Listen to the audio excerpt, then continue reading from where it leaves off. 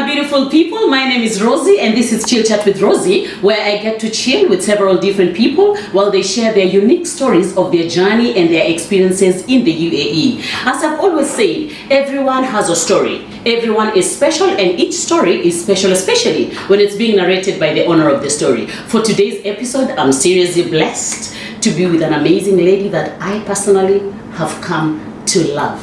And her name is Gladys. Don't forget to subscribe. In case you've not subscribed, please consider subscribing. Hey, let's get into it.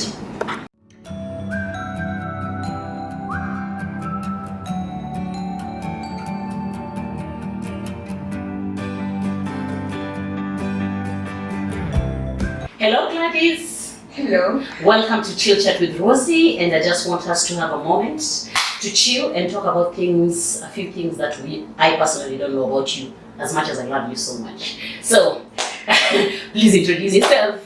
Okay. My name is Gladys Kimweli. I live in the UAE and I'm a Kenyan. I'm a mother of 4, 2 girls and 2 boys. Mm-hmm. Okay, so Gladys, what do you do in the UAE? I am a human resources specialist. That is my line of work. Okay. And funny thing is that I studied risk management, but I moved into the human resources field because of my love of working with people. So I found myself working in all the corporate organizations that I've worked with in the human resources field, in the lines of leadership training, coaching and counseling, when it comes to talent management, things like that. Diversity and inclusion, those are the kinds of work that I do. That you do. Okay, so how long have you been in the UAE? I've been in the UAE a little over 20 years, about 23 years now. 23 years. Hey. Okay, so 23 years is quite a very long time. You're almost a local in this country, so I'm sure this country has really taught you a whole lot. What are some of the things you've learned in the UAE?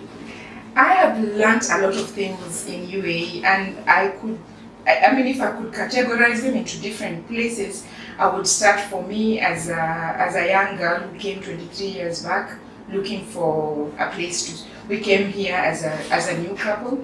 I learned a lot of things as a new mom. I learned a lot of things as a black woman. I also learned a lot of things as a Christian. And today, at my age and my experience where I've reached, I've also learned a lot of things. But some of the things I've learned along the way is, number one, as a woman, we need to believe in ourselves. UAE is a place that is very male dominated, and a lot of times when you're looking for a place to start, you will always find that the woman's voice is always given a second chance. Oh, yes. And so I learned a lot when I came in, that a belief in myself became a very vital tool in terms of my success. Okay. As a woman and as a black person, I also realized we live in a diverse culture in this country.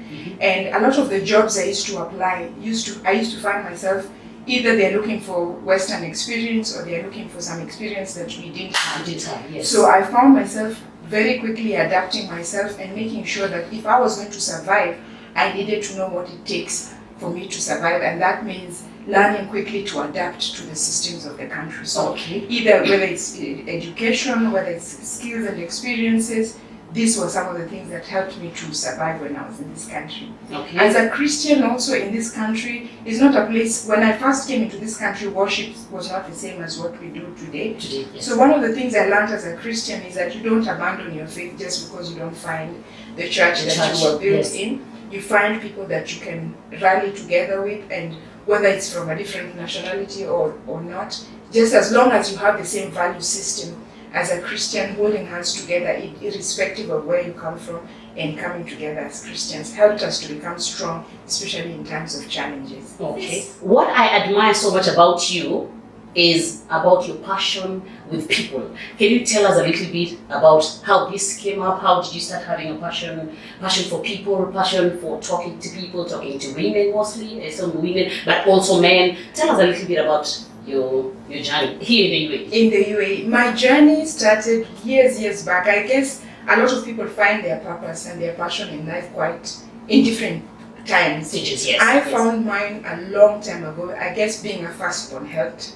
You're always finding yourself being the voice of the parents. You're always the one that's giving advice. So I found that a long time ago, I always wanted to be the one that imparts knowledge, the one that always gives messages, always the one that wanted to make things better. And when I moved into the corporate world, one of my bosses, and I'll never forget, this was the time when I was working in the bank, found it very early in my career that the teams I used to manage always used to be successful because I spent a lot of time either talking to them, training them, and because of that, I was easily identified to move into the training and the human resources field. And that's when I realized those were the departments and functions where I could easily unlock my potential. And so when I moved into the human resources field, I always wanted to be part of any group of people that helped the human part of the organization. And so I was privileged as I was going through my career to always work with people or head departments that either did community service or did work around diversity and inclusion or did anything that had to do with employee engagement. And that has been my passion since. So my work started a long time ago in the organizations where I've been a global lead on women's issues, initiatives when it comes to empowerment, when it comes to training and awareness. When it comes to diversity and inclusion, the companies have always trusted me to be part of the forefront in terms of recruiting a workforce that is diverse and that shows the face of UAE.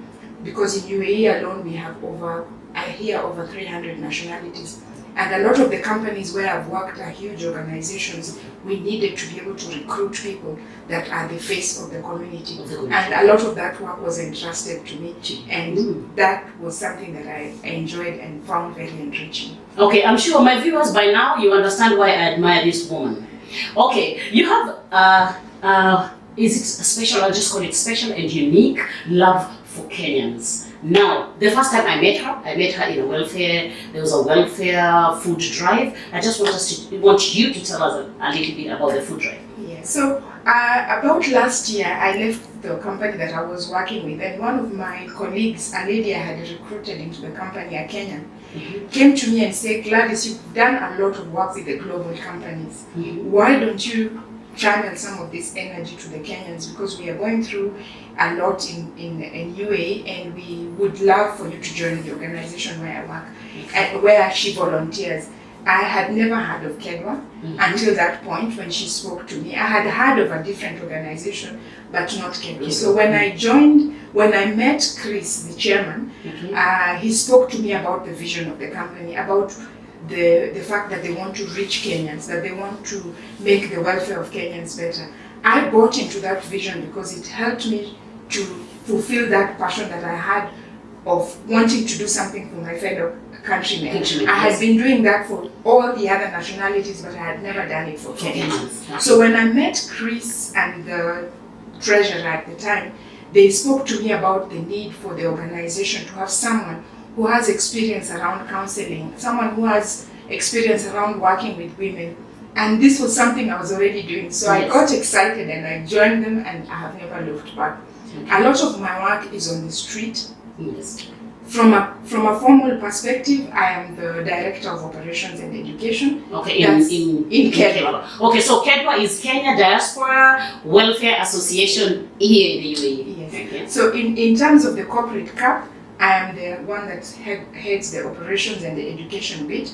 But in terms of our day-to-day work, I enjoy the work that we do because we get to the streets. And this happened especially during the COVID times. Our initial objective was not to be in the streets. It was, part of it was to be in the streets, but not entirely. Not entirely. COVID is what has put us in this situation. A lot of the work that I've done in the last few months has put me on a one-on-one basis with Kenyans, and I've been able to sit and talk to people through a lot of the challenges that we're going through, and some of the ones who are not going through so many challenges in terms of what we can do to hold hands together. And that's where now my work becomes really real. As the chairman perhaps you may have spoken to him in a different interview. Yes. KEDRO was formed with the idea that we will improve the welfare of all Kenyans, irrespective of whichever category of work that you're doing, whether you're a business person or whether you're at the low rungs of the corporate ladder.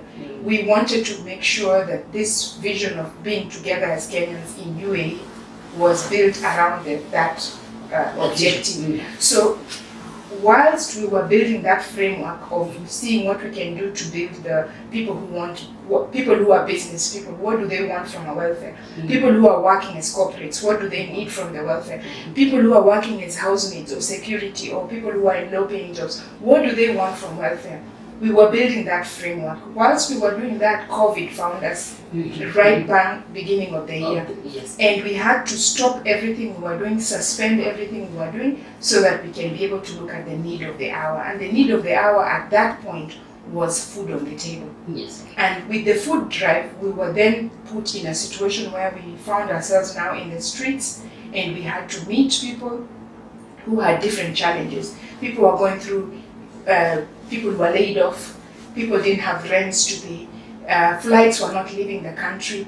A lot of people were now in a situation where they could not even afford the food on the table. So as a team, we came up together and we decided to start a food drive. And that food drive today has been one of the biggest success stories we have. But apart from giving food, we realized as we were going through the streets, there were so many other issues Kenyans were going through that we needed to tackle. We had a lot of young girls who needed advice. We met a lot of people who had run away from their employers. Who didn't know what was the procedure in terms of, if I'm being mistreated at work, what should I do? Who should I talk to? And we met young men and women who were going through stress. Some cases even became cases where we had to involve the Ministry of Health because they became suicidal cases.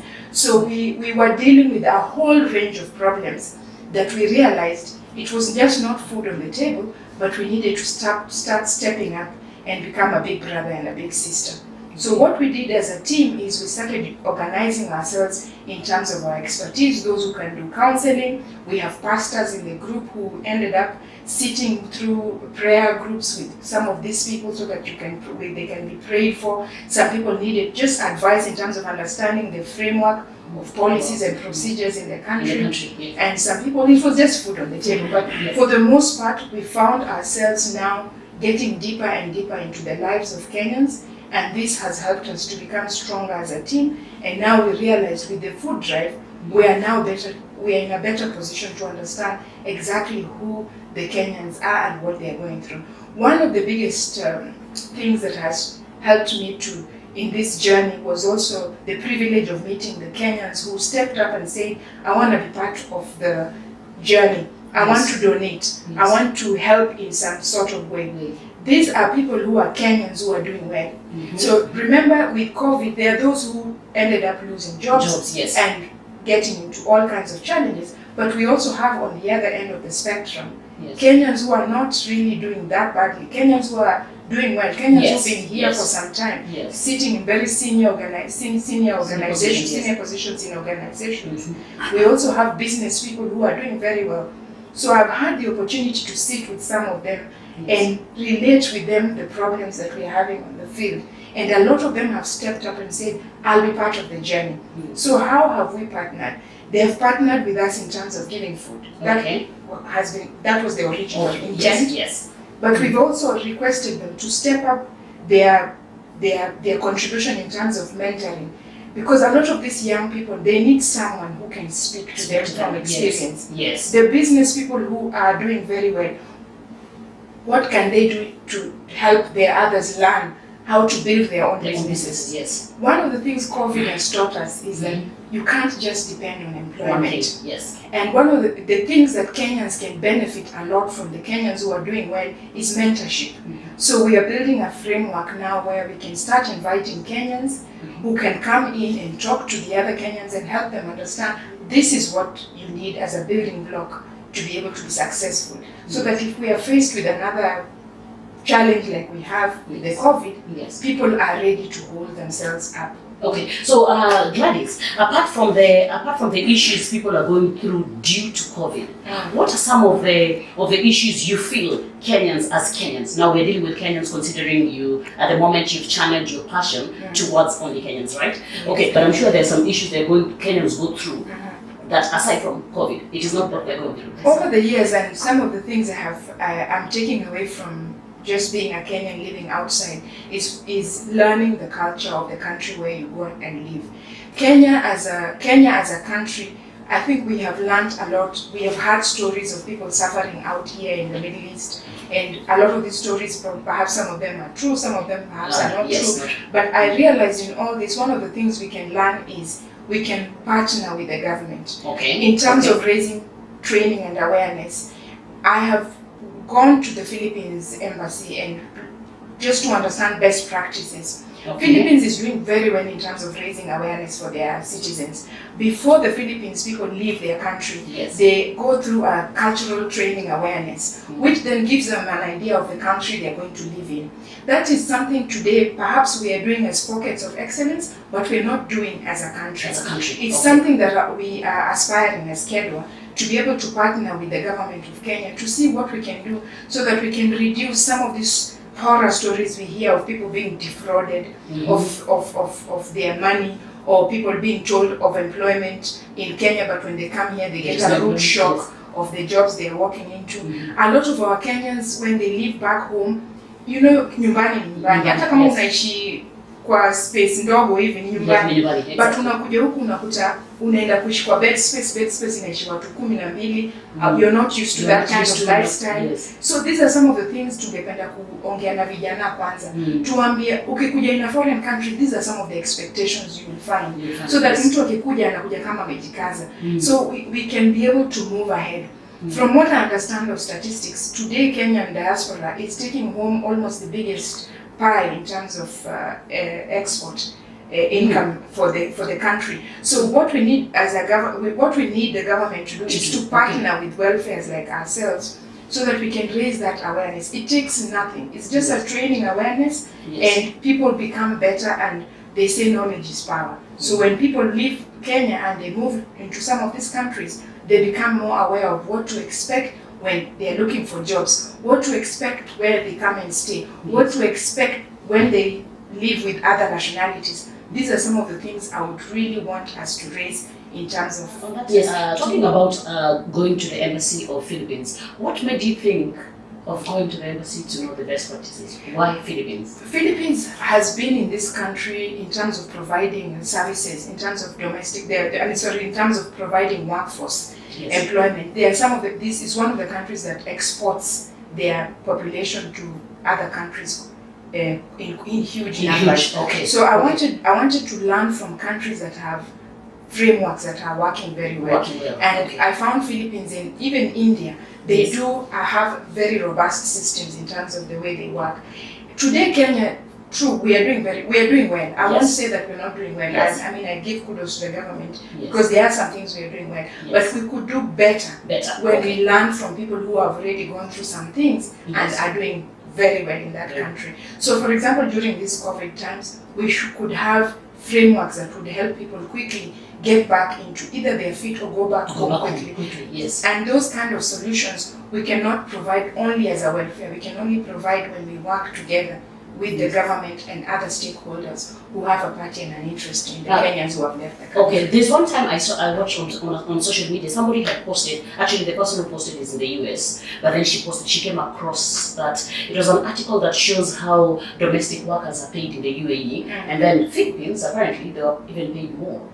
And then somebody, you know, the way people come and comment, then somebody had commented and the person was saying, so the lady is Kenyan. So of course she was just focused on Kenya. Why is it that Kenyans are paid, you know? Why is it that they're paid less? How comes, you know? And then I think somebody mentioned that Philippines have made a standard of the amount of salary their workers can be paid for them to come from the Philippines. Yes. I'm not an expert in that field, but I can tell you when the government intervenes, perhaps there is a structure like that, but when the Philippine government negotiates for their workforce to leave the country, those are some of the standard standard issues you can discuss as a government and say, our people, when they leave our country for this kind of jobs, this is a standard minimum salary that we can pay. Philippines is doing very well on that, and that's why they're able to be able to sustain themselves even during this difficult time. When things get tough, they have a system of taking back their people and getting to understand what really goes on with their population. Okay, so Gladys, you're given 5 minutes to talk to President Uhuru. Let's assume he's there. What would you discuss with him? I would say we should work together. As the president of the country, we need to work together with the organizations that are doing well in the foreign countries like UAE, for example, so that we can build networks and partnerships that can help diasporans who are coming out of Kenya into UAE to be able to build themselves well. We need institutions that can support us in terms of even just small things like investments and banking. We've had so many people visiting us and promising us a lot of things. Today, the welfare is stepping in and the cooperatives, because we are lacking in terms of government partnerships when it comes to understanding. If I wanted to invest back home, who do I trust? Who do I talk to? So things like that. We already have rules and regulations in place, but what we lack today is execution in terms of a body that can be trusted. And that's why as a welfare we are stepping up to see if we can bridge that gap. So if we are to work with the government, we believe we can provide that framework, and we would be very happy to partner with the government in terms of providing that bridge towards Kenya to UAE. Okay, Mr. President, you've had Gladys. What Gladys would like to tell you? Gladys, I'm so happy to have you around because I personally have learned a lot. Okay, so Gladys, let's talk a little bit about your personal life a little bit. Okay, so you say you have 4 kids, 2 girls, 2 boys. Are they in Dubai or? Some of them are here, some of them are out of the country. Okay, so your kids, the ones who are here, did they school here in the UAE? All my children studied here, and then at the time of the university, some of them left the country. Okay, so you've raised kids from foundation to university here in the UAE. Yes. What would you tell us about schooling in the UAE? Schooling in the UAE is different from schooling in Kenya. Okay. The schooling in UAE is dependent on your pocket, I must say. Okay. And that is just true, because they are very, unlike in Kenya where we have one system, and I think in Kenya now with the private schools, that's when we saw a lot of emergence of different schooling systems. UAE is similar to that. There are many systems. There's the English system, there's the Australian system, the French system, the government system. So each person takes what they feel works for them. Okay. Because the ulterior motive at the end is to see where your children want to end up. Yes. So I would say, as a Kenyan, one of the things I remember years back when we were struggling on which schooling system works for us, we requested a few Kenyans if we could start our own schooling system. Because we know what works in Kenya. I mean, Kenya has one of the best schooling systems that we have all gone through. And we requested somebody to see if they could come up with a Kenyan schooling system here. But at the time, perhaps the idea had not... because there's no African schooling in the UAE. And even if we were to start an African schooling system, it would have to, again, be with different appetites. Some people want it to be French, others want it to be.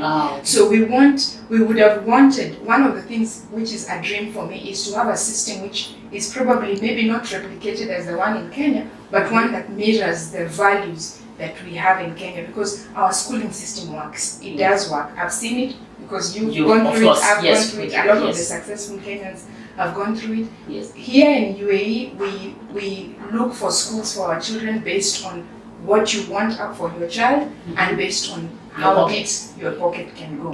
Because different people are at different places. Some people, their companies will pay for them. Some people pay from their own pocket. They have the private schools. So we have government schools, we have private schools, and the private schools are also divided according to systems, according to this world, whether it's European or wherever they've come from. Okay, so for all these years that you've been around, what is the worst challenge you've gone through? As in the worst that whenever you think of it, at some point it even made me know, I have to go back home, I'm going back home. I wouldn't put it as a person, I guess maybe my cup is always half full. I see things from a half full perspective. Okay. Every challenge I have met, I've always looked at it from a perspective of solution. Okay. Like I said, I could sit here the whole day and talk about a lot of things I went through, but I believe as a human being and as a woman, Yes. some of the things I've gone through are things I've told people to be resilient. Be resilient. If you've left home and you know you really want to make it, and you have a goal in mind, Yes. there will be obstacles. Nothing will be perfect.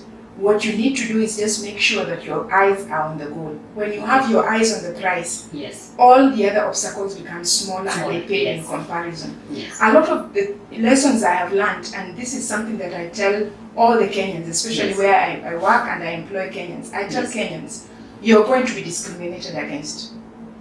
Mm-hmm. You're going to be set aside for failure sometimes. Mm-hmm.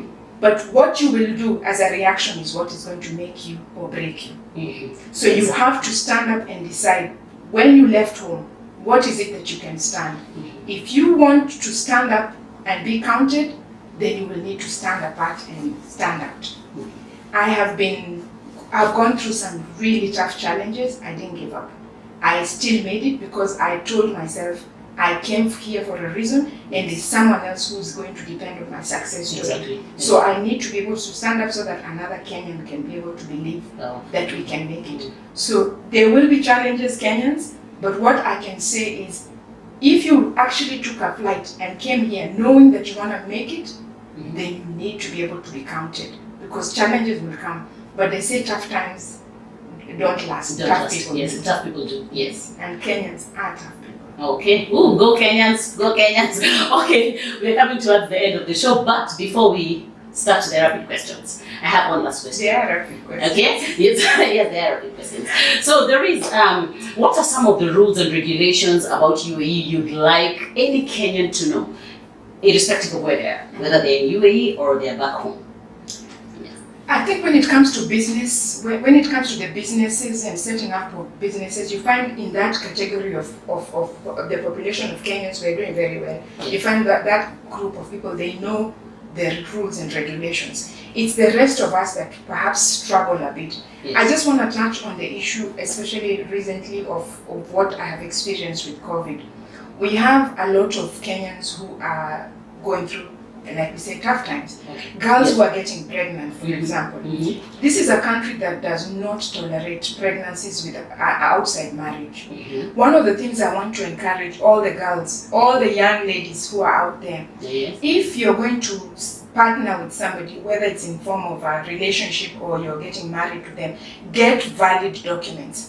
Those valid documents will stand in your stead, Mhm. because we now have pregnant girls who don't have valid documents. They are now either being jailed, they're in Mhm. jail, they're in police cells as we speak, and Okay. those cases become very difficult because it's against the law to be The law, pregnant in this country yes. without papers. Marriage. So if you're going to get married, then get a valid marriage certificate that is recognized by the Kenya government. Why am I saying this? A lot of people are going to DERA and these places and getting documents which are sort of to say we are married. Mm. But Fake when ones. Mm. I don't know whether if you do not get a marriage certificate that is recognized by the Kenya government, what happens is you go to the hospital, you give birth, Yes. the child will be born because the hospital has no way of verifying those Verifying. documents. Yes. But when you get to the Kenya consulate, Yes. the Kenya consulate will not give a passport to that child because that the marriage certificate is needs not. to be verified, and if it's not a real certificate in Kenya, Mhm. then the child cannot be recognized by the Kenya government. We are going through so many of those cases. So please, Kenyans, I beg you, if you have to get certificates, make sure you get certificates that are valid and recognized by the government of Kenya. That is my biggest request today. Okay. Okay. What else? Because your advices are another one. There's definitely another advice you could give. For those who are staying back and you're looking for jobs, Mhm. markets will open. I'm requesting, stay here with valid documentation. This I'm repeating again because it's one of the biggest issues we are dealing today with consulate. There are a lot of people who are staying here illegally because they are hoping things will open up or some amnesty will come and save them. If you're going to be here, stay with valid documents. It becomes very easy for you to be able to transition to a job or to transition to a business. So when we are given amnesty like we've been given now, if you're not able to stay, look for ways to go home. You can always come back. These jobs will be here. They will not go anywhere. That is going to be my second advice for the day. Be here legally. It makes it easier for us to be able to transition to better things. Okay, you know, Gladys, the more we sit, the more I feel like I want to ask you another question. Now, the last one, okay? Yes, let's talk about Kenyans being more of consumers than producers. Yes. Let's talk about That's something I learned along the way, and I guess it's just one of those experiences I would love to share. We as Kenyans I would love for us to have a mindset of being business people, entrepreneurs. This especially I've seen when you go back home now, you find the age group between 35, even from 25 to let's say 45. A lot of Kenyans have now woken up to. I would love for us to see more Kenyans become producers, not consumers, so that we can start having this mindset of being business people. It doesn't matter, we don't all have to be a big brand, but start from somewhere. So I find West Africans are very good at this. Yes. Perhaps we could borrow a leaf from some of our West African brothers and sisters. Kenyans need to get out of this whole idea that you must be employed. And if you're employed, you must be in some position. And if you're in that position, then you've made it. Start somewhere. It doesn't matter if it's a small step, but make a step. That's why I was talking about mentorship. We need more mentors who can help our Kenyans to start understanding what they can do as entrepreneurs to build themselves as business people. This will help us to move the country a little in terms of not only our income, but also in terms of our wealth as a generation. Okay, viewers, I know now you love her, right? You see the reason as to why I love her. Okay, now we are on the last segment of the show, and that is Rosie's rapid questions. So I'm going to ask you rapid questions, please. I'm not good at it. What's your favorite hobby?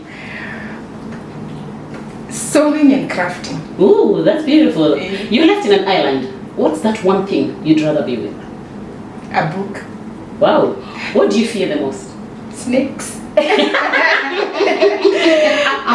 What advice would you give someone on marriage? Wow. Okay. Communicate. Okay, we've come to the end of the show, or is there anything else you'd like to tell us? Nothing. I love you, Kenyans. We are living in a foreign country. We are known for resilience. Kenyans are not known for people we are not known for giving up. These are times which are challenging, but I believe together if we hold hands, we can go so far. We need to stop. We need to start loving our country to the extent that nitasema nataka kusema na Kiswahili, tujaribu kufinikia aibu zetu, tuanze kuanikana tunapenda sana kuanikana, tuanze kuanika vitu positive. In this country you find it's very difficult to find an Emirati speaking ill of their country. Never. But Kenyans, we need to start learning that culture. Tupende nchi yetu, hata kama tuko na vitu zingine tunaona hazifai, tuanze kufinikia, because huwezi toa nyumba yenu na uende kuanika kwa majirani. Tupende nchi yetu. That's what I would like. Okay, now that you've said that, we are almost done. Now that you said that, there is this saying that Kenyans don't love each other. Is it true? No, not really, because I've joined the welfare and seen differently. Okay. We wouldn't be successful as a welfare if Kenyans didn't step up and donate their time, their resources, and their money. Okay, Kenyans, we love you. We've come to the end of the show. In case you've not subscribed, please consider subscribing, and tell me if you need another Gladys to sit on my seat, okay? And please give us a thumbs up, whether you like the video or not, because I'm sure you will love it and you will love her. Okay, so bye-bye, you are special.